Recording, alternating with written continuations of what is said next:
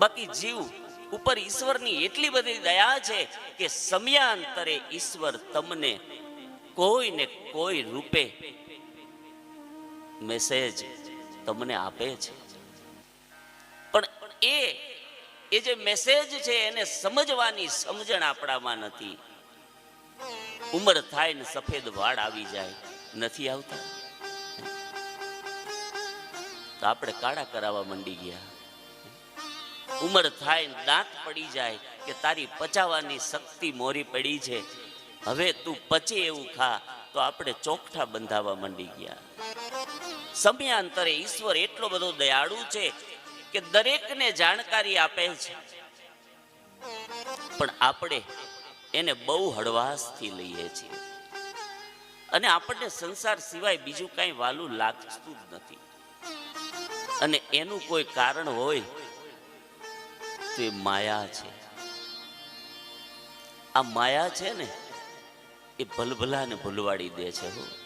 અને માયા આટલી બધી તાકાતવાળી કેમ છે? તો કે છે ઈશ્વરનું જે પડછાયો છે ને એ જ માયા છે. જેટલી ઈશ્વરમાં તાકાત છે એટલી જ તાકાત આ માયામાં છે. અને માયામાં ફસાઈ અને જીવ કલ્યાણની વાત ભૂલી જાય છે. બાકી આ જીવ જ્યારે ઈશ્વર પાસે હોય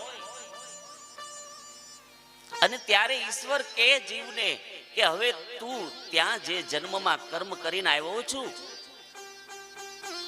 હવે તારે ત્યાંના ફળ ભોગવવા માટે પૃથ્વી પર જવું પડશે.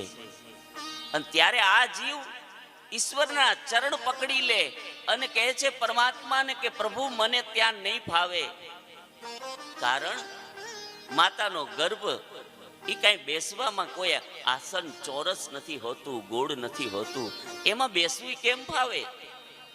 જીવ પરમાત્માના ચરણ પકડીને કહે છે પરમાત્માને કે મને ત્યાં નહીં ફાવે, મને તમારી સાનિધ્યમાં રહેવા દો.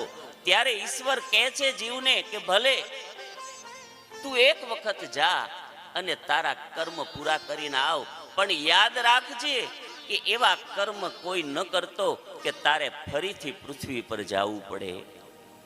અને એ જ વચન આપીને તમામ જીવ આવે છે કે નહીં ભગવાન, નહીં પ્રભુ, અનેક જન્મો જન્માંતરથી હું ભટકતો આવ્યો છું, પણ આ વખત હું યાદ રાખીશ કે ઈશ્વરના નામ સિવાય, હરિ સંકીર્તન સિવાય હું બીજું કાંઈ નહીં કરું. અને ત્યારે માતાના ગર્ભમાંથી એ ઈશ્વરથી તમને મુક્તિ મળે અને જીવ પૃથ્વી પર આવે છે. પણ જેવી માયાની અસર, આ જેવી પવન જેવી હવા લાગે અને નર્સબેને લીધો હોય ને એક થાપલી બાળકને મારે અને ત્યાં તો માયા પ્રવેશી જાય અને ઈશ્વરને જ્યારે કહેતો હોય કે હું અહીંયા અને તું ત્યાં ઉવા ઉવા કરી અને માણસ ભૂલી જાય છે. અને પહેલું રુદન શાસ્ત્ર એવું કહે છે કે જ્યારે જીવ ગર્ભમાં હોય ને ત્યારે એને 1000 જન્મનું જ્ઞાન હોય. પેલા હું શું હતો, એ પેલા શું હતો, આપણે કથામાં આવશે, ચોથા દિવસની કથામાં જીવને જ્ઞાન હોય છે. પણ જેવું ગર્ભથી બહાર આવે એટલે જ્ઞાન વિલુપ્ત થઈ જાય.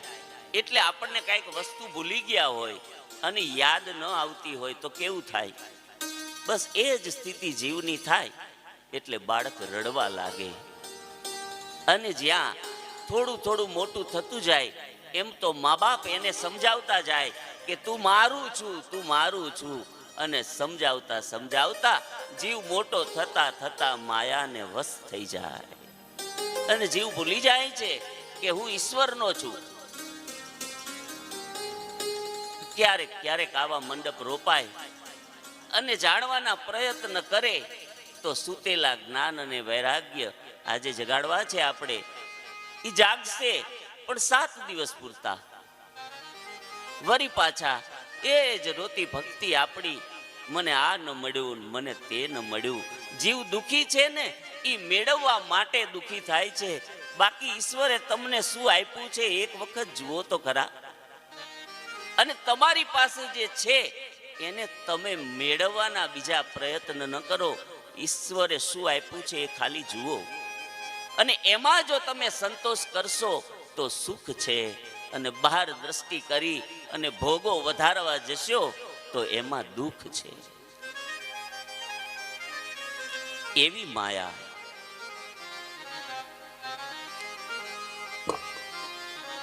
એવી માયા પકડી લે છે જીવને કે જીવનું મુક્ત થવું. અને આપણને એમ થાય કે આ માયા શું છે, થાય ને એવું કે આ માયા શું છે, દેખાતી તો છે નહીં પણ છે બધે. જેમ કણકણમાં ઈશ્વર છે અને એનો જ પડછાયો છે, અને માયા એવી પકડી લે છે. અને ત્યારે આ બધાય ખેલ જે કરાવે છે ને, આ બધાય માયા કરાવે છે.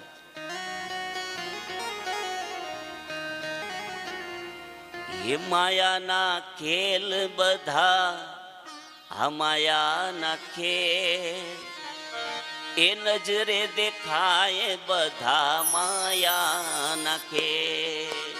માયાના ખેલ બધા માયાના ખેલ, માયાના ખેલ બધા માયાના ખેલ, નજરે દેખાય બધા માયાના ખેલ.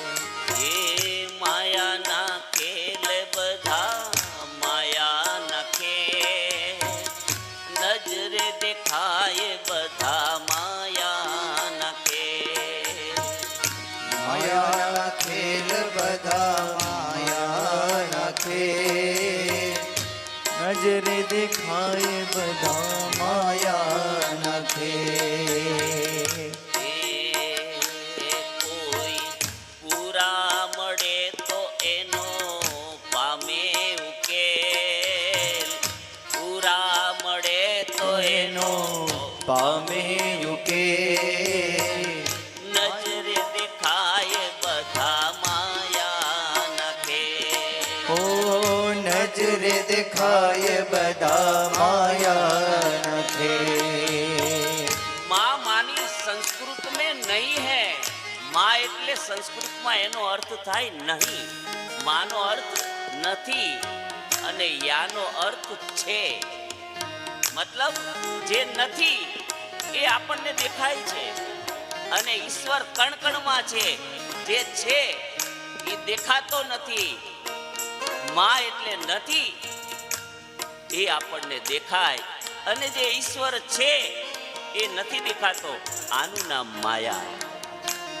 એટલે કે છે માયાના ખેલ બધા માયાના ખેલ, નજરે દેખાય બધા માયાના ખેલ.